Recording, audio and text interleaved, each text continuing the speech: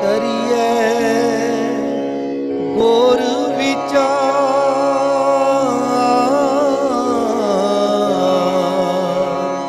नानक बेड़ी सच की। करिए गुर विचार।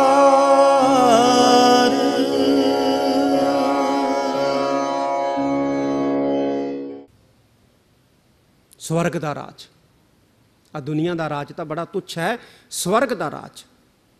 पर जे किते तुसी परमात्मा की सिफत सलाह सुनन लग पवो। चौथे पातशाह धन गुरु रामदास महाराज का एक बचन है, वो कहते बस्ता टुट्टी झुंपरी चीर सब छिन्ना, जात न पत न आदरो उद्यान परमिना। कहते जे किसी को टुट्टी झोंपड़ी होवे, कपड़े पाटे पुराने पाए होण, ना उहदी उच्ची जात होवे, ना उहदा समाज दे विच मान सत्कार होवे, पातशाह पता की कहते, राजा सगली सृष्ट का हर नाम मन भिन्ना।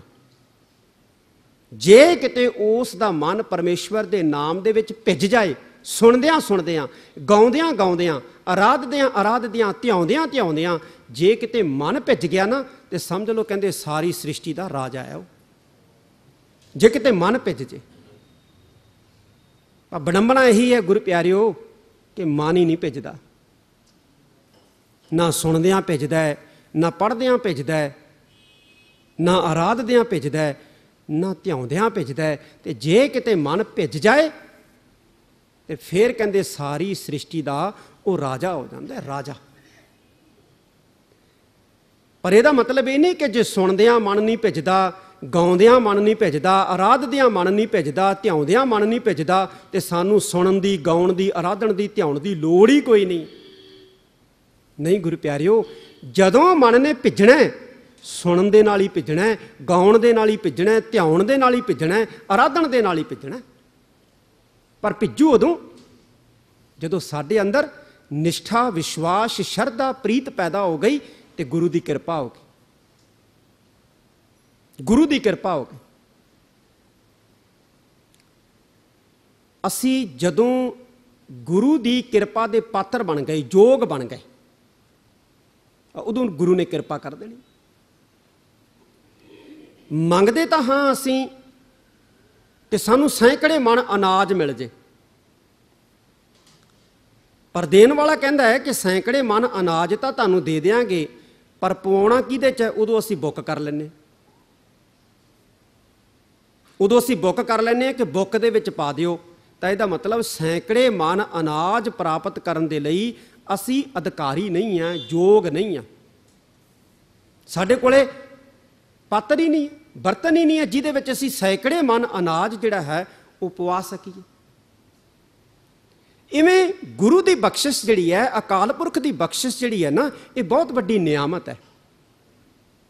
ते सानू इस नियामत नूं, इस बख्शिश नूं प्राप्त करन दे लई पात्र बनना पएगा, योग बनना पएगा। जिस दिन योग बन गए उदों अपने आप ही बख्शिश कर देनी है। सुनदियां, गाउंदियां, आराधदियां, ध्याउदियां मन भिज जाना। तो जिद्दे मन भिज गया तो राजा सगली सृष्ट का, पातशाह कहते सारी सृष्टि का राज जिहड़ा ना वो पैरों च रुलदा फिरूगा, सारी सृष्टि का राज। यानी इन्ना गुरु प्यारिओ सुनन का महात्म है, इन्ना सुनन का महात्म। ये धन गुरु नानक देव जी महाराज इस गुरु प्यारिओ 9वीं पौड़ी की पहली पंक्ति दे विच बचन करते हैं। अगे दूसरी पंक्ति दे विच जिक्र करते हैं, की आखदे ने, सुने मुख सालाहण मंद। पातशाह जी गुरु प्यारिओ जिक्र करते हैं, कहते सुनिया है मुख सालाहन मंद। मंद की है गुरु प्यारिओ? मंद का मतलब है मंदे लोग। मंदे लोग किहड़े हुंदे आ? मंदे लोग हुंदे आ गुरु प्यारिओ जिन्हां दे कर्म मंदे हुंदे आ। साडा गुरु है ना, ये साडी जात नहीं वेखदा, साडा गुरु साडी पदवी नहीं वेखदा दुनियावी, ਸਾਡਾ ਗੁਰੂ ਜਿਹੜਾ ਹੈ ਨਾ ਜਾਤੀ ਵੇਖਦਾ ਹੈ, ਨਾ ਦੁਨਿਆਵੀ ਪਦਵੀ ਵੇਖਦਾ ਹੈ, ਨਾ ਸਾਡੇ ਮਹਿੰਗੇ ਕੱਪੜੇ ਦੇਖਦਾ ਹੈ, ਨਾ ਪਾਟੇ ਕੱਪੜੇ ਦੇਖਦਾ ਹੈ, ਨਾ ਸਾਡਾ ਧਨ ਦੇਖਦਾ ਹੈ, ਨਾ ਸਾਡੀ ਜਾਇਦਾਦ ਦੇਖਦਾ ਹੈ। ਗੁਰੂ ਕੀ ਵੇਖਦਾ ਹੈ? ਗੁਰੂ ਸਾਡੀ ਸੋਚ ਵੇਖਦਾ ਹੈ। ਕਿਉਂਕਿ ਕਰਮ ਜਿਹੜੇ ਹੁੰਦੇ ਆ ਨਾ, ਉਹ ਸੋਚ ਦੇ ਮੁਤਾਬਕ ਹੁੰਦੇ ਆ। ਕਦੇ ਹੋਇਆ ਵੀ ਕਿਸੇ ਬੰਦੇ ਦੀ ਸੋਚ ਘਟੀਆ ਤੇ ਉਹ ਕੰਮ ਚੰਗੇ ਕਰਦਾ ਹੋਵੇ? ਕਦੇ ਹੋ ਸਕਦਾ ਵੀ ਸੋਚ ਘਟੀਆ ਤੇ ਕੰਮ ਉਹ ਚੰਗੇ ਕਰਦਾ ਹੋਵੇ? ਇਹ ਵੀ ਕਦੇ ਨਹੀਂ ਹੁੰਦਾ ਕਿਸੇ ਦੀ ਸੋਚ ਬਹੁਤ ਵਧੀਆ ਤੇ ਕੰਮ ਮਾੜੇ ਕਰਦਾ ਹੋਵੇ।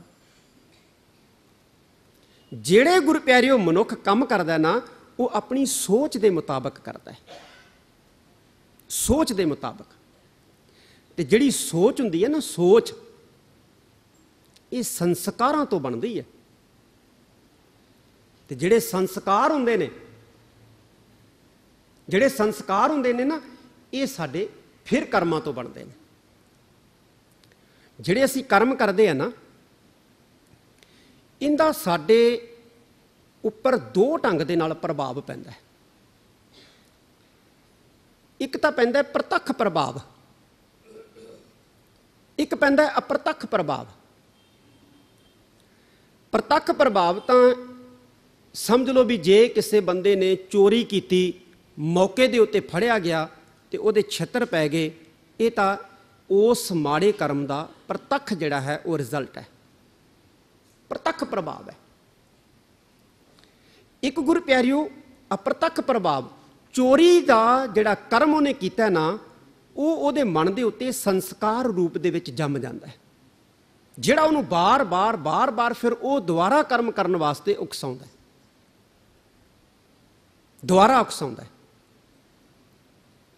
ਭਾਈ ਗੁਰਦਾਸ ਜੀ ਹੈ ਨਾ ਗੁਰੂ ਪਿਆਰਿਓ, ਉਹਨਾਂ ਨੇ ਇੱਕ ਸਵਈਏ ਦੇ ਵਿੱਚ ਬਚਨ ਵੀ ਆਖਿਆ ਕਿ ਇੱਕ ਚੋਰ ਜਿਹੜਾ ਚੋਰੀ ਕਰਦਾ ਫੜਿਆ ਜਾਵੇ, ਛਿੱਤਰ ਪੈ ਜਾਣ, ਸਜ਼ਾ ਉਹਨੂੰ ਹੋ ਜੇ, ਉਹ ਜਦੋਂ ਛੁੱਟ ਕੇ ਆਉਂਦਾ ਫਿਰ ਚੋਰੀ ਕਰਨ ਲੱਗ ਜਾਂਦਾ। ਕਿਉਂ?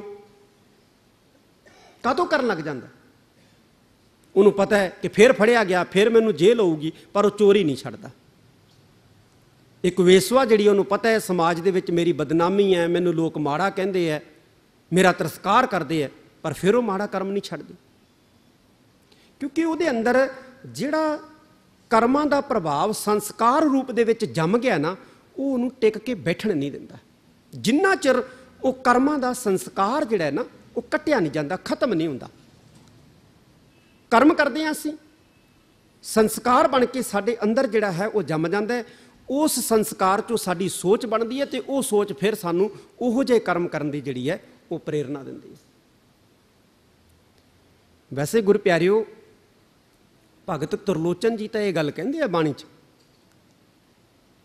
ਉਹ ਕਹਿੰਦੇ ਬਈ ਦੁਨੀਆ ਦੇ ਵਿੱਚ ਕੋਈ ਵੀ ਤਾਕਤ ਜਿਹੜੀ ਹੈ ਕਰਮਾਂ ਦੇ ਇਸ ਸੰਸਕਾਰਾਂ ਦੇ ਪ੍ਰਭਾਵ ਨੂੰ ਖਤਮ ਨਹੀਂ ਕਰ ਸਕਦੀ।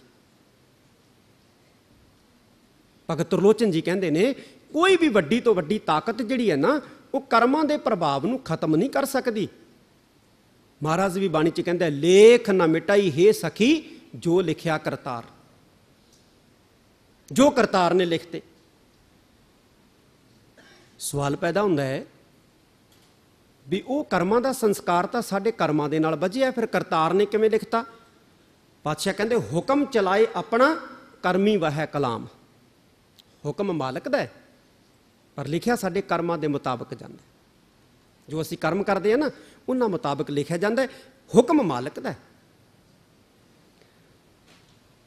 ਪਰ ਨਾਲ ਹੀ ਗੁਰੂ ਪਿਆਰਿਓ ਪਾਤਸ਼ਾਹ ਨੇ ਕਿਹਾ ਹੈ, ਕਹਿੰਦੇ ਪੁਰਖੋ ਚਿੰਤਾ ਨਾ ਕਰਿਓ ਜੇ,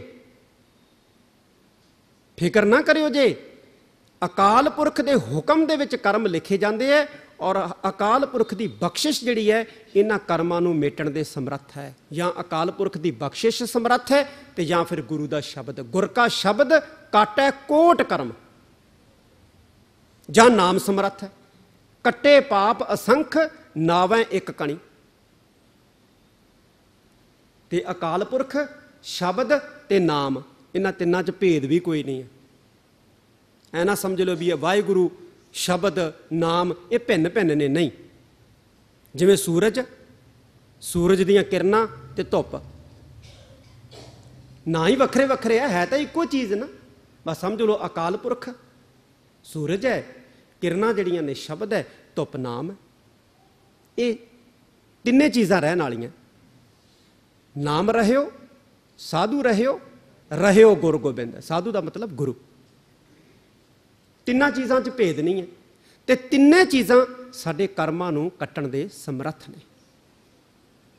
ਹੁਣ ਗੁਰੂ ਪਿਆਰਿਓ, ਇੱਥੇ ਸ਼ਬਦ ਹੈ ਮੰਦ, ਮਤਲਬ ਮੰਦੇ ਕਰਮ ਕਰਨ ਵਾਲਾ, ਜਿਹਦੀ ਮੰਦੀ ਸੋਚ ਹੈ, ਮੰਦੇ ਕਰਮ ਕਰਦਾ ਹੈ। ਮਹਾਰਾਜ ਕਹਿੰਦੇ ਨੇ, ਕਹਿੰਦੇ ਜੇ ਕਿਤੇ ਮੰਦੇ ਕਰਮ ਕਰਨ ਵਾਲਾ, ਮਾੜੇ ਕਰਮ ਕਰਨ ਵਾਲਾ ਕਿਤੇ ਪਰਮਾਤਮਾ ਦੀ ਸਿਫਤ ਸਲਾਹ ਗੁਰੂ ਸ਼ਬਦ ਨਾਲ ਜੁੜ ਕੇ ਸੁਣਨ ਲੱਗ ਪਵੇ, ਫੇਰ ਕਹਿੰਦੇ ਭਾਈ ਉਹ ਵੀ ਪਰਮੇਸ਼ਵਰ ਨੂੰ ਸਲਾਹੁਣ ਵਾਲਾ ਬਣ ਜਾਂਦਾ ਹੈ। ਉਹ ਵੀ ਪਰਮਾਤਮਾ ਦਾ ਨਾਮ ਜਿਹੜਾ ਨਾ ਸੁਣ ਕੇ, ਮੰਦੇ ਤੋਂ ਮੰਦਾ ਮਨੁੱਖ ਪਰਮਾਤਮਾ ਦਾ ਨਾਮ ਸੁਣ ਕੇ ਮੰਦੇ ਤੋਂ ਮੰਦਾ ਮਨੁੱਖ ਜਿਹੜਾ ਹੈ, ਉਹ ਸੰਸਾਰ ਦੇ ਵਿੱਚ ਆਦਰ ਸਤਿਕਾਰ ਦਾ ਪਾਤਰ ਬਣ ਸਕਦਾ ਹੈ। ਇੱਕ ਮਾਨਸਰ ਸਰੋਵਰ ਹੈ, ਕਹਿੰਦੇ ਨੇ ਕਿ ਉੱਥੇ ਹੰਸ ਰਹਿੰਦੇ ਨੇ ਤੇ ਹੰਸਾਂ ਦੀ ਖਾਸੀਅਤ ਇਹ ਗਿਣੀ ਗਈ ਹੈ, ਕਹਿੰਦੇ ਜਦੋਂ ਦੁੱਧ 'ਚ ਚੁੰਝ ਮਾਰਦੇ ਆ ਨਾ, ਦੁੱਧ ਪਾੜ ਜਾਂਦਾ ਹੈ, ਉਹ ਦੁੱਧ ਖਾ ਲੈਂਦੇ ਆ, ਪਾਣੀ ਛੱਡ ਦਿੰਦੇ ਆ। ਤੇ ਇਹ ਵੀ ਕਹਿੰਦੇ ਨੇ ਕਿ ਹੰਸਾਂ ਦੀ ਜਿਹੜੀ ਖੁਰਾਕ ਹੈ ਨਾ, ਉਹ ਮੋਤੀ ਹੈ। ਤੇ ਬਾਣੀ ਦੇ ਵਿੱਚ ਸੰਗਤ ਨੂੰ ਵੀ ਮਾਨਸਰ ਸਰੋਵਰ ਦਾ ਦਰਜਾ ਦਿੱਤਾ ਹੈ, ਪਰ ਨਾਲ ਹੀ ਪਾਤਸ਼ਾਹ ਕਹਿੰਦੇ ਉਸ ਮਾਨਸਰ ਸਰੋਵਰ ਤੇ ਸੰਗਤ ਰੂਪੀ ਮਾਨਸਰ ਸਰੋਵਰ ਦੇ ਵਿੱਚ ਜ਼ਮੀਨ ਅਸਮਾਨ ਦਾ ਅੰਤਰ। ਉਸ ਮਾਨਸਰ ਸਰੋਵਰ ਦੇ ਵਿੱਚ ਹੰਸ ਰਹਿੰਦੇ ਨੇ, ਮੋਤੀ ਖਾਂਦੇ ਨੇ, ਤੇ ਉੱਥੇ ਕੋਈ ਬਗਲਾ ਜੀਵਨ ਨਹੀਂ ਜਿਉ ਸਕਦਾ। ਪਰ ਆਹ ਜਿਹੜੀ ਸੰਗਤ ਹੈ ਨਾ, ਕਹਿੰਦੇ ਇਹ ਐਸਾ ਮਾਨਸਰ ਸਰੋਵਰ ਹੈ, ਜੇ ਕਹਿੰਦੇ ਇੱਥੇ ਕੋਈ ਬਗਲਾ ਵੀ ਆ ਜਾਵੇ ਨਾ, ਤੇ ਉਹ ਵੀ ਕਹਿੰਦੇ ਹੰਸ ਬਣ ਜਾਂਦਾ ਹੈ। ਏਡਾ ਮਹੱਤਵ ਹੈ ਸੰਗਤ ਦਾ। ਜੇ ਬਗਲੇ ਦਾ ਮਤਲਬ ਹੈ ਬਗਲੇ ਬਿਰਤੀ ਵਾਲਾ, ਬਗਲੇ ਦਾ ਮਤਲਬ ਬਗਲਾ ਬਿਰਤੀ ਵਾਲਾ। ਜਿਹੜੀ ਬਿਰਤੀ ਬਗਲੇ ਦੀ ਹੁੰਦੀ ਹੈ, ਐਸੀ ਬਿਰਤੀ ਵਾਲਾ ਇਨਸਾਨ ਜੇ ਕਿਤੇ ਸੰਗਤ ਦੇ ਵਿੱਚ ਆ ਕੇ ਸੁਣਨ ਲੱਗ ਪਵੇ ਨਾ, ਮਾੜੇ ਤੋਂ ਮਾੜਾ, ਤੇ ਉਹ ਵੀ ਵਧੀਆ ਬਣ ਜਾਂਦਾ। ਬਗਲੇ ਦੀ ਬਿਰਤੀ ਕੀ ਹੁੰਦੀ ਹੈ? ਕਦੇ ਦੇਖਿਓ ਦਰਿਆਵਾਂ ਦੇ ਕੰਢਿਆਂ ਤੇ ਜਾਂ ਝੋਨਾ ਲੱਗਦਾ ਨਾ, ਜਿੱਥੇ ਪਾਣੀ ਹੁੰਦਾ ਖੜਾ, ਉੱਥੇ ਬਗਲੇ ਜਿਹੜੇ ਨੇ ਵੱਟਾਂ ਤੇ ਖੜੇ ਹੁੰਦੇ, ਇੱਕ ਲੱਤ ਦੇ ਉੱਤੇ ਅੱਖਾਂ ਬੰਦ ਕੀਤੀਆਂ ਹੁੰਦੀਆਂ। ਦੇਖਣ ਵਾਲੇ ਨੂੰ ਲੱਗਦਾ ਵੀ ਭਗਤੀ ਕਰਦੇ ਆ, ਪਰ ਜਦੋਂ ਕੋਈ ਛੋਟੀ ਜਿਹੀ ਡੱਡੂ, ਕੋਈ ਛੋਟਾ ਜਿਹਾ ਮੱਛੀ ਜਦੋਂ ਕੋਲ ਆਉਂਦੀ ਹੈ ਨਾ, ਝਪੱਟ ਮਾਰ ਕੇ ਖਾ ਜਾਂਦੇ ਨੇ। ਇਸੇ ਕਰਕੇ ਜਿਹੜੇ ਪਖੰਡੀ ਹੁੰਦੇ ਆ, ਠੱਗ ਹੁੰਦੇ ਆ, ਉਹਨਾਂ ਨੂੰ ਬਗਲੇ ਨਾਲ ਤਸ਼ਬੀਹ ਕੀਤੀ ਜਾਂਦੀ। ਤਾਂ ਮਹਾਰਾਜ ਕਹਿੰਦੇ ਨੇ, ਸੁਣਿਆ ਮੁਖ ਸਲਾਹਨ ਮੰਦ, ਮੰਦੇ ਤੋਂ ਮੰਦੇ ਲੋਕ ਵੀ, ਮਾੜੇ ਤੋਂ ਮਾੜੇ ਕਰਮ ਕਰਨ ਵਾਲੇ ਵੀ ਲੋਕ ਜਦੋਂ ਆ ਕੇ ਸੁਣਦੇ ਨੇ ਤੇ ਉਹ ਸਿਫਤ ਸਲਾਹ ਦੇ ਧਾਰਨੀ ਹੋ ਜਾਂਦੇ ਨੇ, ਸਿਫਤ ਸਲਾਹ ਦੇ ਧਾਰਨੀ।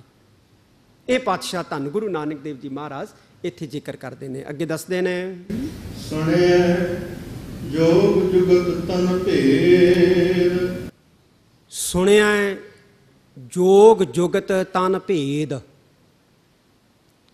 ਜੋਗ ਕੀ ਹੈ ਗੁਰੂ ਪਿਆਰਿਓ? ਜੋਗ ਹਿੰਦੂ ਧਰਮ ਦੇ 6 ਸ਼ਾਸਤਰ ਨੇ।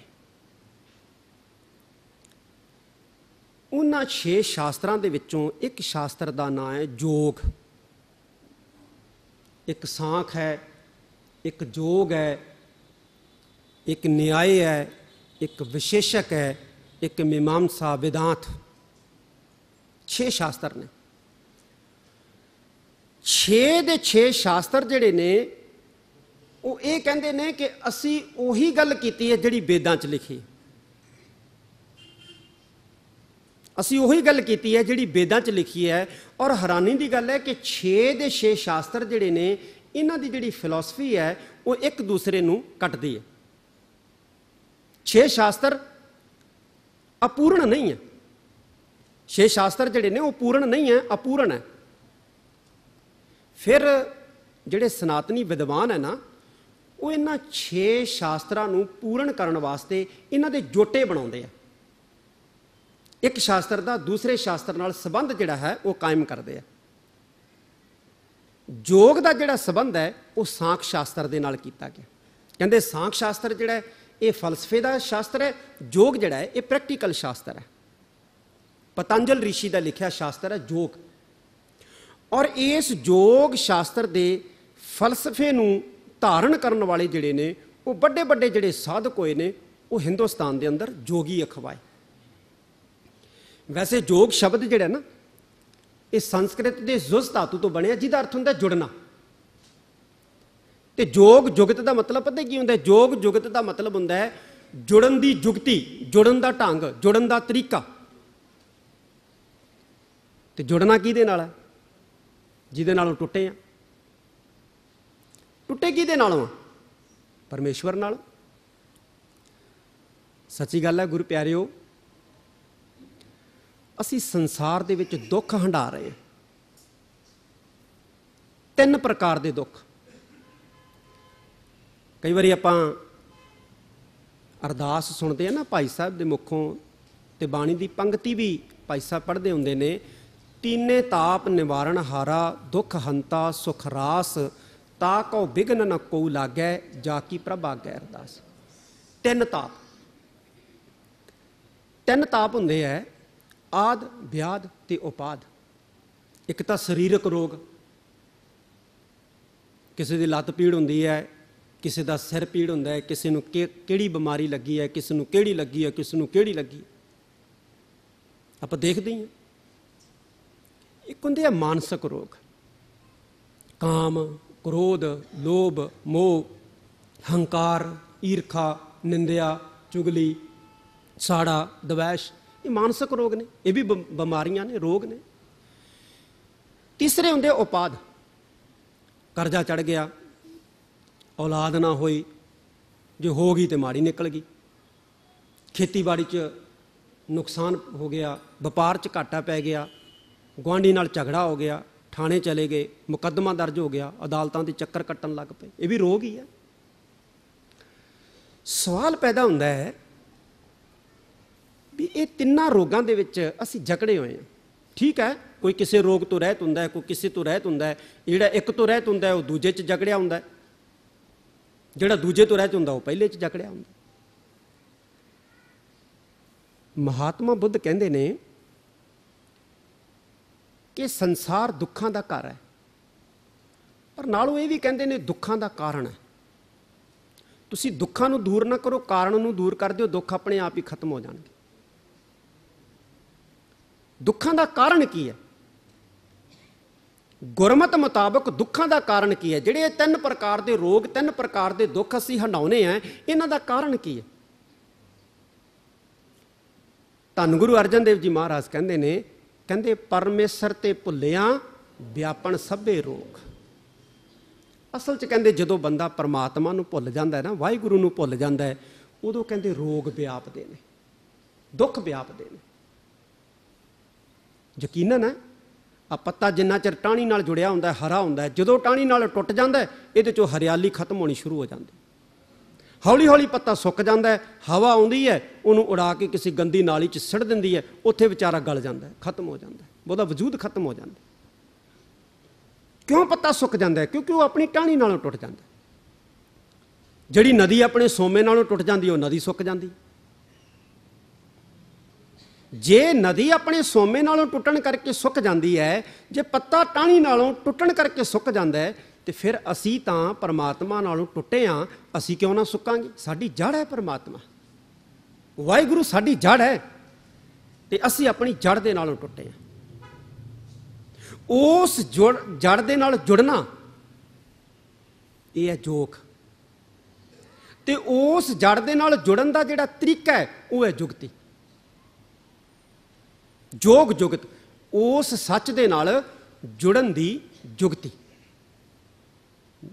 ਉਸ ਸੱਚ ਦੇ ਨਾਲ ਜੁੜਨ ਦੀ ਜੁਗਤੀ। ਧੰਨ ਗੁਰੂ ਨਾਨਕ ਸਾਹਿਬ ਮਹਾਰਾਜ ਨੇ ਤਾਂ ਜਪ ਬਾਣੀ ਦੇ ਆਰੰਭ ਦੇ ਵਿੱਚ ਹੀ ਇਹ ਸਵਾਲ ਉਠਾਇਆ, ਕਿਵ ਸਚਿਆਰਾ ਹੋਈ ਹੈ, ਸੱਚ ਦੇ ਨਾਲ ਕਿਵੇਂ ਜੁੜਿਆ ਜਾਏ। ਕਿੱਡਾ ਵੱਡਾ ਸਵਾਲ ਹੈ। ਗੁਰਬਾਣੀ ਨੂੰ ਆਪਾਂ ਵਿਸ਼ਵ ਵਿਆਪੀ ਗ੍ਰੰਥ ਕਹਿੰਦੇ ਹਾਂ, ਔਰ ਇਹ ਵੀ ਕਹਿੰਦੇ ਹਾਂ ਸਰਬ ਸਾਂਝੀ ਗੁਰਬਾਣੀ। ਕਿਉਂ ਕਹਿੰਦੇ ਹਾਂ ਆਪਾਂ ਸਰਬ ਸਾਂਝੀ ਗੁਰਬਾਣੀ? ਪਤਾ ਕਿਉਂ ਕਹਿੰਦੇ ਹਾਂ ਆਪਾਂ ਸਰਬ ਸਾਂਝਾ ਵਿਸ਼ਵ ਗ੍ਰੰਥ? ਇਸ ਕਰਕੇ ਕਹਿੰਦੇ ਹਾਂ ਕਿਉਂਕਿ ਗੁਰਬਾਣੀ ਜਿਹੜੀ ਹੈ ਉਹ ਮਨੁੱਖ ਦੀਆਂ ਸਮੱਸਿਆਵਾਂ ਦੀ ਗੱਲ ਕਰਦੀ ਹੈ ਤੇ ਉਹਨਾਂ ਨੂੰ ਹੱਲ ਕਰਦੀ ਹੈ। ਮਨੁੱਖ ਦੀਆਂ, ਚਾਹੇ ਉਹ ਸਿੱਖ ਹੈ, ਚਾਹੇ ਉਹ ਹਿੰਦੂ ਹੈ, ਚਾਹੇ ਉਹ ਬੋਧੀ ਹੈ, ਚਾਹੇ ਉਹ ਜੈਨੀ ਹੈ, ਚਾਹੇ ਉਹ ਮੁਸਲਮ ਹੈ, ਚਾਹੇ ਉਹ ਪਾਰਸੀ ਹੈ, ਮਨੁੱਖ ਦੀਆਂ ਸਮੱਸਿਆਵਾਂ ਦੀ ਗੱਲ ਕਰਦੀ ਹੈ ਔਰ ਉਹਨਾਂ ਨੂੰ ਹੱਲ ਕਰਦੀ ਹੈ। ਇਸ ਕਰਕੇ ਇਸ ਨੂੰ ਮਨੁੱਖਤਾ ਦਾ ਗ੍ਰੰਥ ਕਿਹਾ ਜਾਂਦਾ ਹੈ। ਆ ਜਿਹੜੀ ਸੱਚ ਨਾਲ ਜੁੜਨ ਦੀ ਸਮੱਸਿਆ ਹੈ ਨਾ, ਇਹ ਇਕੱਲੀ ਸਿੱਖਾਂ ਦੀ ਨਹੀਂ ਹੈ, ਇਹ ਸਾਰਿਆਂ ਦੀ ਹੈ। ਹਿੰਦੂ, ਬੋਧੀ, ਜੈਨੀ, ਪਾਰਸੀ, ਮੁਸਲਮਾਨ, ਸਭ ਦੀ ਹੈ। ਮਹਾਰਾਜ ਕਹਿੰਦੇ ਕਿਵੇਂ ਜੁੜਿਆ ਜਾ ਸਕਦਾ, ਕਿਵੇਂ ਜੁੜਿਆ ਜਾ ਸਕਦਾ? ਧੰਨ ਗੁਰੂ ਅਰਜਨ ਦੇਵ ਜੀ ਮਹਾਰਾਜ ਬਾਣੀ ਦੇ ਵਿੱਚ ਗੁਰੂ ਪਿਆਰਿਓ ਸਾਨੂੰ ਸਮਝਾਉਂਦੇ ਆ, ਕਹਿੰਦੇ ਪੁਰਖੋ ਇਹ ਸਾਰੇ ਰੋਗ, ਸਾਰੇ ਦੁੱਖ, ਸਾਰੀਆਂ ਤਕਲੀਫਾਂ ਇਹ ਇਸੇ ਕਰਕੇ ਨੇ ਕਿਉਂਕਿ ਤੁਸੀਂ ਉਸ ਆਪਣੀ ਜੜ ਨਾਲੋਂ ਟੁੱਟੇ ਹੋਏ ਜੇ। ਹੁਣ ਗੁਰੂ ਪਿਆਰਿਓ ਜਿਹੜੇ ਪਤੰਜਲ ਰਿਸ਼ੀ ਦੇ ਯੋਗ ਦੇ ਫਲਸਫੇ ਨੂੰ ਮੰਨਦੇ ਨੇ, ਉਹਨਾਂ ਦੀਆਂ ਵੱਖਰੀਆਂ ਟਰਮਾਂ ਨੇ। ਉਹ ਕਹਿੰਦੇ 6 ਚੱਕਰ ਹੁੰਦੇ ਆ ਮਨੁੱਖ 'ਚ ਜੀ, ਇੱਕ ਈੜਾ ਹੁੰਦੀ ਹੈ, ਇੱਕ ਪਿੰਗਲਾ ਹੁੰਦੀ ਹੈ, ਇੱਕ ਸੁਖਮਣਾ ਹੁੰਦੀ ਹੈ ਜੀ। ਪ੍ਰਾਣਾਯਾਮ ਕਰਦੇ ਨੇ, ਪਹਿਲਾਂ ਸਵਾਸ ਜਿਹੜੇ ਨੇ ਉਹ ਚੜਾਉਂਦੇ ਨੇ, ਫਿਰ ਰੋਕਦੇ ਨੇ, ਫਿਰ ਬਾਹਰ ਕੱਢਦੇ ਨੇ। ਉਹ ਸਰੀਰ ਦੇ ਭੇਦ ਜਿਹੜੇ ਨੇ ਦੱਸਦੇ ਨੇ, ਤਣ ਦੇ ਭੇਦ ਦੱਸਦੇ ਨੇ। ਕਹਿੰਦੇ ਜੀ ਇਹਦੇ 'ਚ ਇੰਨੀਆਂ ਨਾੜੀਆਂ ਨੇ, ਇੰਨੇ ਆਹ ਨੇ, ਇੰਨੇ ਵਾਹ ਨੇ, ਇੰਨੇ ਤਰੀਕੇ ਨੇ। ਬੜਾ ਗੁਰੂ ਪਿਆਰਿਓ ਲੰਬਾ ਚੌੜਾ ਜਿਹੜਾ ਹੈ ਉਹ ਯੋਗ ਦਾ ਫਲਸਫਾ ਹੈ, ਬੜਾ ਲੰਬਾ ਚੌੜਾ।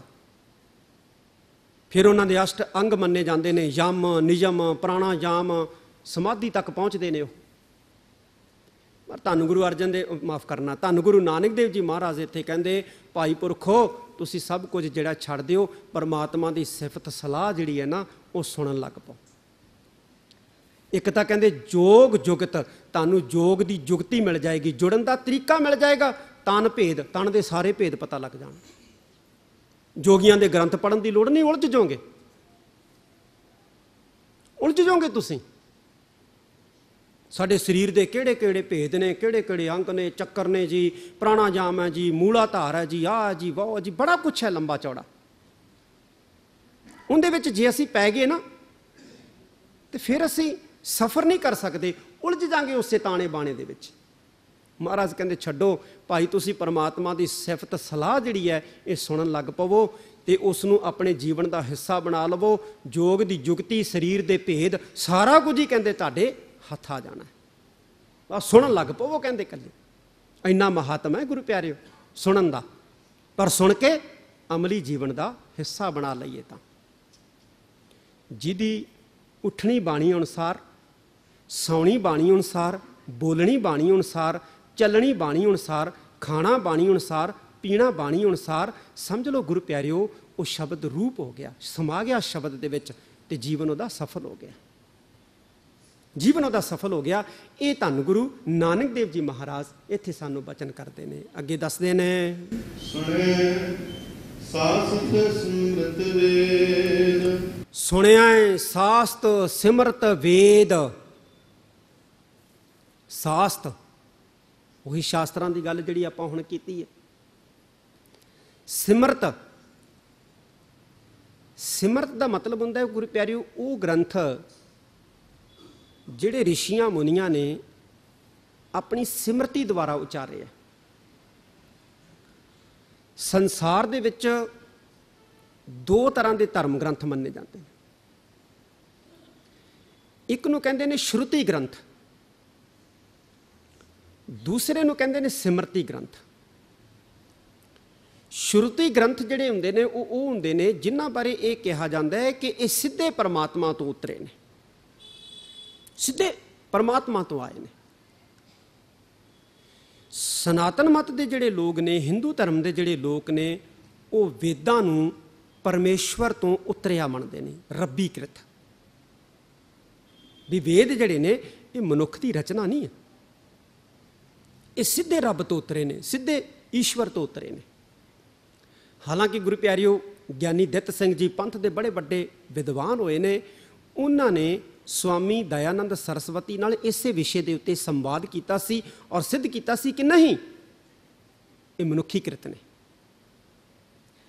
ਇਸੇ ਤਰ੍ਹਾਂ ਇਸਲਾਮ ਦੇ ਵਿੱਚ ਕੁਰਾਨ ਨੂੰ ਸ਼ਰੂਤੀ ਗ੍ਰੰਥ ਕਿਹਾ ਜਾਂਦਾ। ਉਹ ਕਹਿੰਦੇ ਕਿ ਇਹਦੀਆਂ ਜਿਹੜੀਆਂ ਆਇਤਾਂ ਨੇ ਉਹ ਹਜ਼ਰਤ ਮੁਹੰਮਦ ਸਾਹਿਬ ਨੂੰ ਅੱਲਾਹ ਤੋਂ ਨਾਜ਼ਿਲ ਹੋਈਆਂ, ਔਰ ਅਸੀਂ ਗੁਰਬਾਣੀ ਨੂੰ ਵੀ ਮੰਨਦੇ। ਖੁਦ ਗੁਰੂ ਨਾਨਕ ਸਾਹਿਬ ਨੇ, ਮਹਾਰਾਜ ਨੇ ਕਿਹਾ, ਜੈਸੀ ਮੈਂ ਆਵੇ ਖਸਮ ਕੀ ਬਾਣੀ ਤੈਸੜਾ ਕਰੀ ਗਿਆਨ ਵੇ ਲਾਲੋ। ਜਦ ਪਾਤਸ਼ਾਹ ਕਹਿੰਦੇ ਹਾਂ ਆਪਾਂ ਹਾਂ ਬੋਲ ਨਾ ਜਾਣਦਾ, ਮੈਂ ਕਹਿਆ ਸਭ ਹੁਕਮਾਓ ਜੀਓ। ਅਸੀਂ ਕਹਿੰਦੇ ਵੀ ਹਾਂ ਰੱਬੀ ਬਾਣੀ, ਤੁਰਕੀ ਬਾਣੀ। ਆਪਾਂ ਰੱਬੀ ਬਾਣੀ ਕਹਿੰਦੇ ਨਾ, ਤੁਰਕੀ ਬਾਣੀ ਕਹਿੰਦੇ। ਸਾਡਾ ਵੀ ਵਿਸ਼ਵਾਸ ਹੈ ਕਿ ਇਹ ਬਾਣੀ ਪਰਮੇਸ਼ਵਰ ਦੀ ਹੈ, ਇਹ ਬਾਣੀ ਈਸ਼ਵਰ ਦੀ ਹੈ। ਦੂਜੇ ਗੁਰੂ ਪਿਆਰਿਓ ਗ੍ਰੰਥ ਹੁੰਦੇ ਆ ਸਿਮਰਤੀ ਗ੍ਰੰਥ, ਜਿਹੜੇ ਧਰਮ ਦੇ ਵਿਦਵਾਨ ਆਪਣੀ ਯਾਦ ਸ਼ਕਤੀ ਦੇ ਦੁਆਰਾ ਲਿਖਦੇ ਆ, ਆਪਣੀ ਚੇਤਾ ਸ਼ਕਤੀ ਦੇ ਦੁਆਰਾ ਲਿਖਦੇ ਆ, ਯਾਦ ਕਰ ਕਰਕੇ ਲਿਖਦੇ ਆ, ਚੇਤੇ ਕਰ ਕਰਕੇ ਲਿਖਦੇ ਆ। ਜਿਵੇਂ ਇਸਲਾਮ ਦੇ ਵਿੱਚ ਹਦੀਸਾਂ ਮੰਨੀਆਂ ਜਾਂਦੀਆਂ ਨੇ, ਉਵੇਂ ਹਿੰਦੂ ਮਤ ਦੇ ਵਿੱਚ ਸਿਮਰਤੀਆਂ ਮੰਨੀਆਂ ਜਾਂਦੀਆਂ ਨੇ। ਵੈਸੇ ਤਾਂ ਗੁਰੂ ਪਿਆਰਿਓ ਸਿਮਰਤੀਆਂ ਦੀ ਗਿਣਤੀ ਨਿਰਧਾਰਤ ਨਹੀਂ ਹੈ, ਪਰ ਮੁੱਖ ਰੂਪ ਦੇ ਵਿੱਚ ਮੇਰੀ ਜ਼ਾਤੀ ਜਾਣਕਾਰੀ ਦੇ ਮੁਤਾਬਕ 27 ਕੁ ਸਿਮਰਤੀਆਂ ਜਿਹੜੀਆਂ ਨੇ ਉਹ ਗਿਣੀਆਂ ਗਈਆਂ ਨੇ, ਜਿਹਦੇ ਵਿੱਚੋਂ ਨਾਰਦ ਸਿਮਰਤੀ ਹੋ ਗਈ, ਮਨੂੰ ਸਿਮਰਤੀ ਹੋ ਗਈ, ਵਗੈਰਾ ਵਗੈਰਾ। ਵੇਦ ਜਿਹੜੇ ਨੇ ਗੁਰੂ ਪਿਆਰਿਓ ਉਹ 4 ਹੀ ਮੰਨੇ ਗਏ ਨੇ। ਵੇਦ ਜਿਹੜੇ ਨੇ ਇਹ 4 ਮੰਨੇ ਗਏ ਨੇ, ਔਰ ਹਰ ਇੱਕ ਵੇਦ ਦੇ 4 ਭਾਗ ਮੰਨੇ ਗਏ ਨੇ: ਮੰਤਰ, ਬ੍ਰਾਹਮਣ, ਆਰਣਯਕ ਤੇ ਉਪਨਿਸ਼ਦ। ਹੁਣ ਗੁਰੂ ਪਿਆਰਿਓ ਮਨੁੱਖ ਇਹਨਾਂ ਦਾ ਗਿਆਨ ਹਾਸਲ ਕਰਦਾ ਸੀ, ਵੇਦਾਂ ਦਾ ਗਿਆਨ ਹਾਸਲ ਕਰਦਾ ਸੀ, ਲੱਗਿਆ ਰਹਿੰਦਾ ਸੀ, ਜ਼ੁਬਾਨੀ ਯਾਦ ਕਰਦੇ ਸੀ ਵੇਦਾਂ ਨੂੰ। ਇੱਕ ਵੇਦ ਨੂੰ ਜ਼ੁਬਾਨੀ ਯਾਦ ਕਰ ਲਿਆ, ਵੇਦੀ ਕੁਹਾਇਆ। 2 ਵੇਦ ਜ਼ੁਬਾਨੀ ਯਾਦ ਹੋ ਗਏ, ਦੁਬੇਦੀ ਅਖਵਾਇਆ। 3 ਵੇਦ ਯਾਦ ਹੋ ਗਏ, ਤ੍ਰਿਵੇਦੀ ਅਖਵਾਏ। 4 ਵੇਦ ਯਾਦ ਹੋ ਗਏ, ਚਤੁਰਵੇਦੀ ਅਖਵਾਏ। ਇਹਨਾਂ ਗ੍ਰੰਥਾਂ ਦੇ ਵਿੱਚ ਵੀ ਬੜਾ ਗੁਰੂ ਪਿਆਰਿਓ ਫਲਸਫਾ ਜਿਹੜਾ ਨਾ ਉਹ ਮਨੁੱਖੀ ਸਮਝ ਤੋਂ ਪਰੇ ਹੀ ਹੈ, ਉਲਝ ਜਾਂਦਾ ਮਨੁੱਖ। ਇਸੇ ਕਰਕੇ ਆਨੰਦ ਸਾਹਿਬ ਦੇ ਵਿੱਚ ਧੰਨ ਗੁਰੂ ਅਮਰਦਾਸ ਜੀ ਮਹਾਰਾਜ ਨੇ ਕਿਹਾ, ਸਿਮਰਤ ਸ਼ਾਸਤਰ ਪੁੰਨ ਪਾਪ ਵਿਚਾਰਦੇ, ਤੱਤੈ ਸਾਰ ਨਾ ਜਾਣ। ਪਰ ਨਾਲ ਇਹ ਵੀ ਆਖਿਆ, ਵੇਦਾਂ ਮਹਿ ਨਾਮ ਉੱਤਮ ਸੋ ਸੁਣਹਿ ਨਾ। ਭਈ ਜਿਹੜੀ ਧਰਮ ਦੀ ਗੱਲ ਹੈ, ਚਾਹੇ ਉਹ ਇਹਨਾਂ ਗ੍ਰੰਥਾਂ 'ਚ ਹੈ, ਜਿਹੜੀ ਨਾਮ ਦੀ ਗੱਲ ਹੈ, ਬੰਦਗੀ ਦੀ ਗੱਲ ਹੈ, ਈਸ਼ਵਰ ਦੀ ਗੱਲ ਹੈ, ਤੁਸੀਂ ਉਹਦੇ ਤੇ ਆਪਣਾ ਧਿਆਨ ਕੇਂਦਰਿਤ ਕਰੋ, ਬਾਕੀ ਸਾਰਾ ਕੁਝ ਛੱਡ ਦਿਓ, ਬਾਕੀ ਸਾਰਾ ਕੁਝ ਛੱਡ ਦਿਓ। ਤੁਸੀਂ ਮੁੱਖ ਜਿਹੜੀ ਗੱਲ ਹੈ ਨਾ, ਪਰਮੇਸ਼ਵਰ, ਪਰਮੇਸ਼ਵਰ ਦਾ ਨਾਮ, ਸ਼ਬਦ, ਬਾਣੀ, ਜਿਹਦੇ ਨਾਲ ਸਾਡਾ ਜੀਵਨ ਬਦਲਣਾ, ਤੁਸੀਂ ਉਹਦੇ ਤੇ ਧਿਆਨ ਕੇਂਦਰਿਤ ਕਰੋ। ਤਾਂ ਧੰਨ ਗੁਰੂ ਅਰਜਨ ਦੇਵ ਜੀ ਮਹਾਰਾਜ ਕਹਿੰਦੇ ਨੇ, ਪੁਰਖੋ ਕਹਿੰਦੇ ਸੁਣਿਆ ਸਾਸਤ ਸਿਮਰਤ ਵੇਦ। ਕਹਿੰਦੇ ਜੇ ਤੁਸੀਂ ਪਰਮਾਤਮਾ ਦੀ ਸਿਫਤ ਸਲਾਹ ਨੂੰ ਸੁਣ ਲਿਆ ਨਾ, ਤੇ ਪਰਮਾਤਮਾ ਦੀ ਸਿਫਤ ਸਲਾਹ ਨੂੰ ਸੁਣਨ ਦੇ ਨਾਲ ਤੁਸੀਂ ਸਾਰਾ ਹੀ ਕਹਿੰਦੇ ਕੁਝ ਸਮਝ ਲਵੋਗੇ, ਸਾਰਾ ਕੁਝ ਹੀ ਕਹਿੰਦੇ ਇਹਦੇ ਵਿੱਚ ਆ ਜਾਣਾ। ਜਿੰਨਾ ਵੀ ਸੰਸਾਰ ਦਾ ਗਿਆਨ ਹੈ ਨਾ, ਸਾਰਾ ਕੁਝ ਹੀ ਜਾਣ ਲਓਗੇ। ਵੇਦਾਂ 'ਚ ਹੈ, ਸ਼ਾਸਤਰਾਂ 'ਚ ਹੈ, ਪੁਰਾਣਾਂ 'ਚ ਹੈ, ਸਿਮਰਤੀਆਂ 'ਚ ਹੈ, ਜਿੰਨਾ ਵੀ ਕੁਝ ਗਿਆਨ ਹੈ, ਜੇ ਤੁਸੀਂ ਪਰਮੇਸ਼ਵਰ ਦੀ ਸਿਫਤ ਸਲਾਹ ਨੂੰ ਸੁਣ ਲਿਆ। ਤੇ ਨਹੀਂ ਤਾਂ ਜੀਵਨ ਬੜਾ ਛੋਟਾ ਹੈ। ਕਿੰਨਾ ਕੁ ਜੀਵਨ ਹੈ? 80 ਸਾਲ, 90 ਸਾਲ, 95 ਸਾਲ, 100 ਸਾਲ ਜਿਉਂ ਲਓਗੇ। ਕਿੰਨੇ ਧਰਮ ਗ੍ਰੰਥ ਹੈ, ਕਿੰਨੇ ਕੁ ਪੜ੍ਹੋਗੇ, ਕਿੰਨੇ ਕੁ ਫਲਸਫਿਆਂ ਨੂੰ ਜਾਣੋਗੇ? ਜੀਵਨ ਖਤਮ ਹੋ ਜਾਏਗਾ, ਬਦਲਣੇ ਨਹੀਂ, ਜੀਵਨ ਪੂਰਨਤਾ ਹੀ ਨਹੀਂ ਮਿਲਣੀ। ਇਸ ਕਰਕੇ ਮਹਾਰਾਜ ਕਹਿੰਦੇ ਨੇ ਤੁਸੀਂ ਪਰਮਾਤਮਾ ਦੀ ਸਿਫਤ ਸਲਾਹ ਸੁਣਨ ਲੱਗ ਪਓ, ਗੁਰੂ ਨਾਲ ਜੁੜੋ, ਗੁਰੂ ਵਾਲੇ ਬਣੋ, ਤੇ ਗੁਰੂ ਨਾਲ ਜੁੜ ਕੇ ਗੁਰੂ ਦੀ ਦੱਸੀ ਸਿਫਤ ਸਲਾਹ ਧਾਰਨ ਕਰ ਲਵੋ, ਸੁਣ ਲਵੋ, ਪੜ੍ਹ ਲਵੋ ਤੇ ਮੰਨ ਲਵੋ, ਤੁਹਾਡਾ ਜੀਵਨ ਸਫਲ ਹੋ ਜਾਏਗਾ। ਗੁਰਬਾਣੀ ਦਾ ਮੁੱਖ ਮਕਸਦ ਜਿਹੜਾ ਨਾ ਗੁਰੂ ਪਿਆਰਿਓ, ਉਹ ਸਾਡੇ ਜੀਵਨ ਨੂੰ ਬਦਲਣਾ ਹੀ ਹੈ। ਤਾਂ ਜੇ ਜੀਵਨ ਬਦਲ ਗਿਆ ਤੇ ਸਮਝ ਲਓ ਅਸੀਂ ਬਾਣੀ ਤੋਂ ਲਾਭ ਲੈ ਲਿਆ, ਸਮਝ ਲਓ ਗੁਰੂ ਦੀ ਕਿਰਪਾ ਹੋ ਗਈ, ਬਖਸ਼ਿਸ਼ ਹੋ ਗਈ। ਇਹ ਪਾਤਸ਼ਾਹ ਧੰਨ ਗੁਰੂ ਨਾਨਕ ਦੇਵ ਜੀ ਮਹਾਰਾਜ ਜ਼ਿਕਰ ਕਰਦੇ ਨੇ, ਅੱਗੇ ਆਖਦੇ ਨੇ, ਨਾਨਕ ਭਗਤਾਂ ਸਦਾ ਵਿਗਾਸ। ਨਾਨਕ, ਹੇ ਗੁਰੂ ਨਾਨਕ ਸਾਹਿਬ ਸੱਚੇ ਪਾਤਸ਼ਾਹ ਜੀਓ, ਇਹਨਾਂ ਸਤਸੰਗੀਆਂ ਨੂੰ ਸਮਝਾਓ ਕਿ ਭਾਈ ਪੁਰਖੋ, ਭਗਤਾਂ ਸਦਾ ਵਿਗਾਸ। ਜਿਹੜੇ ਪਰਮੇਸ਼ਵਰ ਦੇ ਭਗਤ ਹੁੰਦੇ ਆ ਨਾ, ਉਹਨਾਂ ਦੇ ਅੰਦਰ ਹਮੇਸ਼ਾ ਹੀ ਖੜਾਓ ਹੁੰਦਾ ਹੈ, ਆਨੰਦ ਹੁੰਦਾ ਹੈ। ਇਹੋ ਤਾਂ ਫਰਕ ਹੁੰਦਾ ਹੈ ਸਾਡੇ ਸੰਸਾਰੀ ਲੋਕਾਂ ਤੇ ਭਗਤਾਂ 'ਚ। ਆਨੰਦ ਸਾਹਿਬ ਪੜ੍ਹਦੇ ਆ ਨਾ, ਪਾਤਸ਼ਾਹ ਕਹਿੰਦੇ ਭਗਤਾਂ ਕੀ ਚਾਲ ਨਿਰਾਲੀ। ਚਾਲ ਦਾ ਮਤਲਬ ਕੀ ਹੁੰਦਾ? ਤੋਰ ਨਹੀਂ ਹੈ। ਚਾਲ ਦਾ ਮਤਲਬ ਹੁੰਦਾ ਜੀਵਨ ਜੁਗਤ। ਸਾਡਾ ਜੀਵਨ ਜਿਉਣ ਦਾ ਢੰਗ ਹੋਰ ਹੈ। ਜਿਹੜੇ ਪਰਮਾਤਮਾ ਦੇ ਭਗਤ ਹੁੰਦੇ ਆ ਨਾ, ਜਿਨ੍ਹਾਂ ਨੇ ਸੁਣਿਆ, ਮੰਨਿਆ, ਪ੍ਰਵਾਨ ਕੀਤਾ, ਉਹਨਾਂ ਦੇ ਜੀਵਨ ਜਿਉਣ ਦਾ ਢੰਗ ਹੋਰ ਹੁੰਦਾ। ਸਾਡੇ ਤਾਂ ਜੇ ਕੁਝ ਝੋਲੀ 'ਚ ਪੈ ਜੇ ਤੇ ਅਸੀਂ ਖੁਸ਼ ਹੋ ਜਾਂਦੇ ਹਾਂ, ਤੇ ਜੇ ਕਿਤੇ ਝੋਲੀ 'ਚੋਂ ਨਿਕਲ ਜੇ ਤੇ ਅਸੀਂ ਦੁਖੀ ਹੋ ਜਾਂਦੇ। ਪਰ ਭਗਤਾਂ ਦਾ ਜੀਵਨ ਐਸਾ ਨਹੀਂ ਹੁੰਦਾ। ਉਹਨਾਂ ਦੇ ਤਾਂ ਮਨ ਦੇ ਵਿੱਚ ਸਦਾ ਹੀ ਵਿਕਾਸ ਹੁੰਦਾ ਹੈ। ਚਾਹੇ ਉਹਨਾਂ ਨੂੰ ਚਰਖੜੀਆਂ ਤੇ ਚਾੜ ਦਿੱਤਾ ਜਾਏ, ਚਾਹੇ ਉਹਨਾਂ ਦੀ ਖੋਪਰੀ ਲੈ ਜਾਏ, ਬੰਦ ਕੱਟੇ ਜਾਣ, ਉਹਨਾਂ ਦੇ ਮਨਾਂ ਦੇ ਵਿੱਚ ਤਾਂ ਵਿਕਾਸ ਹੀ ਹੁੰਦਾ ਹੈ। ਕਿਉਂ ਵਿਕਾਸ ਹੁੰਦਾ ਹੈ? ਕਿਉਂਕਿ ਉਹ ਬਾਣੀ ਨਾਲ ਜੁੜੇ ਹੁੰਦੇ, ਉਹ ਸਿਫਤ ਸਲਾਹ ਦੇ ਨਾਲ ਜੁੜੇ ਹੁੰਦੇ। ਕਿਉਂਕਿ ਉਹ ਬਾਣੀ ਨਾਲ ਜੁੜੇ ਹੁੰਦੇ ਆ, ਸਿਫਤ ਸਲਾਹ ਦੇ ਨਾਲ ਜੁੜੇ ਹੁੰਦੇ ਆ। ਇਸ ਕਰਕੇ ਤੱਤੀਆਂ ਤਵੀਆਂ ਦੇ ਉੱਤੇ ਵੀ ਉਹਨਾਂ ਦੇ ਮਨ ਦੇ ਵਿੱਚ ਖੇੜਾ ਹੁੰਦਾ ਹੈ। ਤੇ ਸਾਡਾ ਜੇ ਕਿਤੇ ਟੈਂਪਰੇਚਰ ਵੱਧ ਜੇ ਤੇ ਅਸੀਂ ਗਰਮੀ 'ਚ ਬੇਹਾਲ ਹੋ ਜਾਂਦੇ ਹਾਂ, ਤੇ ਜੇ ਘਟ ਜੇ ਤੇ ਅਸੀਂ ਠੰਡ ਨਾਲ ਕੁੰਗੜਨ ਲੱਗ ਜਾਂਦੇ। ਪਰ ਭਗਤਾਂ ਦੇ ਅੰਦਰ ਐਸੀ ਅਵਸਥਾ ਨਹੀਂ ਹੁੰਦੀ। ਲਾਭ ਮਿਲ ਗਿਆ ਤਾਂ ਵੀ ਪਰਵਾਹ ਨਹੀਂ ਹੈ, ਘਾਟਾ ਪੈ ਗਿਆ ਤਾਂ ਵੀ ਕੋਈ ਪਰਵਾਹ ਨਹੀਂ ਹੈ, ਖੁਸ਼ੀ ਮਿਲ ਗਈ ਤਾਂ ਵੀ ਕੋਈ ਪਰਵਾਹ ਨਹੀਂ ਹੈ। ਆਉਂਦਾ ਨਾ, ਜੋ ਨਰ ਦੁੱਖ ਮੈਂ ਦੁੱਖ ਨਹੀਂ ਮਾਨੈ, ਸੁਖ ਸਨੇਹ ਔਰ ਭੈ ਨਹੀਂ ਜਾਕੈ, ਕੰਚਨ ਮਾਟੀ ਮਾਨੈ, ਮਿੱਟੀ ਸੋਨੇ ਨੂੰ ਇੱਕ ਸਮਾਨ ਸਮਝਦੇ ਨੇ। ਇਹ ਭਗਤਾਂ ਦਾ ਜੀਵਨ ਹੈ, ਇਹ ਸਾਡਾ ਜੀਵਨ ਨਹੀਂ ਹੈ। ਮਹਾਰਾਜ ਕਹਿੰਦੇ ਨਾਨਕ ਸੰਬੋਧਨ ਹੈ ਭਗਤਾਂ ਸਦਾ ਵਿਕਾਸ।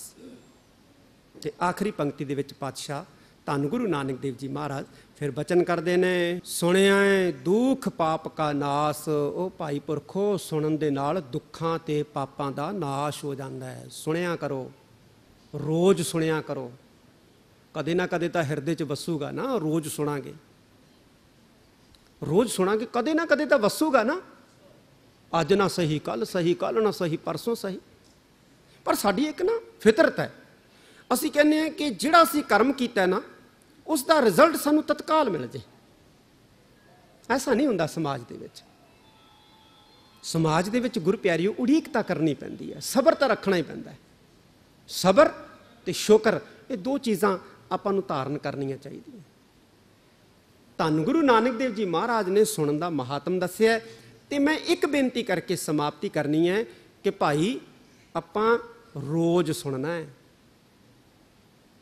ਅੰਮ੍ਰਿਤ ਵੇਲੇ ਹਰ ਗੁਰੂ ਘਰ ਦੇ ਵਿੱਚ ਦੀਵਾਨ ਸਜਦੇ ਨੇ, ਹਰ ਗੁਰੂ ਘਰ ਦੇ ਵਿੱਚ ਨਿਤਨੇਮ ਹੁੰਦਾ ਹੈ। ਬਹੁਤ ਸਾਰੇ ਗੁਰੂ ਘਰ ਨੇ ਜਿੱਥੇ ਆਸਾ ਦੀ ਵਾਰ ਦਾ ਕੀਰਤਨ ਹੁੰਦਾ ਹੈ, ਜਿੱਥੇ ਕਥਾ ਵਿਚਾਰ ਹੁੰਦੀ ਹੈ। ਅਸੀਂ ਸੁਣਨੀ ਹੈ, ਅਸੀਂ ਪੜ੍ਹਨੀ ਹੈ, ਅਸੀਂ ਕਰਨੀ ਹੈ, ਤੇ ਫਿਰ ਉਸ ਨੂੰ ਸੁਣੀ ਹੋਈ ਨੂੰ, ਪੜ੍ਹੀ ਹੋਈ ਨੂੰ ਵਿਚਾਰਨਾ ਹੈ। ਤੇ ਫਿਰ ਉਸ ਨੂੰ ਇੱਕਦਮ ਨਹੀਂ, ਲੇਕਿਨ ਹੌਲੀ ਹੌਲੀ ਹੌਲੀ ਹੌਲੀ ਆਪਣੇ ਜੀਵਨ ਦਾ ਹਿੱਸਾ ਬਣਾਉਣਾ ਹੈ। ਫਿਰ ਸਾਡਾ ਜੀਵਨ ਬਦਲੇਗਾ, ਫਿਰ ਸਾਨੂੰ ਪੂਰਨਤਾ ਮਿਲੇਗੀ, ਫਿਰ ਗੁਰੂ ਦਾ ਆਸ਼ਾ ਵੀ ਪੂਰਨ ਹੋਊਗਾ। ਇੱਕ ਪਿਤਾ ਜਿਹੜਾ ਨਾ, ਉਹ ਚਾਹੁੰਦਾ ਹੈ ਕਿ ਉਹਦਾ ਪੁੱਤਰ ਜਿਹੜਾ ਹੈ ਉਹ ਨੇਕ ਬਣੇ। ਸਾਡਾ ਗੁਰੂ ਵੀ ਚਾਹੁੰਦਾ ਹੈ ਕਿ ਮੇਰੇ ਪੁੱਤਰ ਧੀਆਂ ਨੇਕ ਬਣਨ, ਗੁਰਸਿੱਖ ਬਣਨ। ਇਸ ਲਈ ਉਹ ਸਾਨੂੰ ਉਪਦੇਸ਼ ਸੁਣਾਉਂਦਾ ਹੈ, ਔਰ ਅਸੀਂ ਸੁਣਨਾ ਹੈ ਤੇ ਮੰਨਣਾ ਹੈ। ਕਰੀਏ ਗੁਰ ਵਿਚਾਰ,